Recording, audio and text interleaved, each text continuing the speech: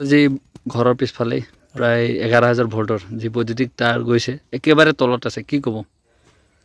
মানে এইটো 11,000 ভোল্টেজৰ তাৰ হয় আপোনাৰ হয় মই কেইবামান লাইটমেনক কৈছিলোঁ যে এইটো এনেকুৱা হৈ আছে কিন্তু ইহঁতে ইমান গুৰুত্ব দিয়া নাই কথাটো সেইবুলি এতিয়া আপুনি চাবই পাৰিব মোক মানে বহুত অসুবিধা হৈছে এইটো তাৰে ভয় লাগে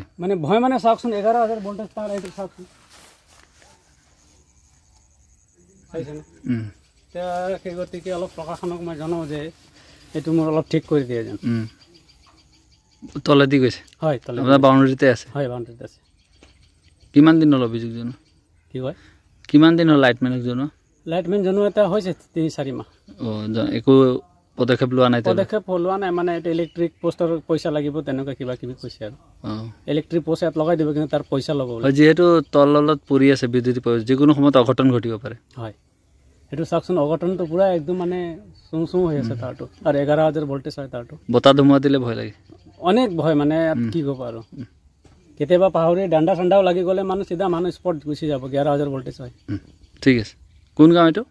চাৰিপুখুৰী দক্ষিণ চাৰিপুখুৰী হয় ঠিক আছে লগাওঁতো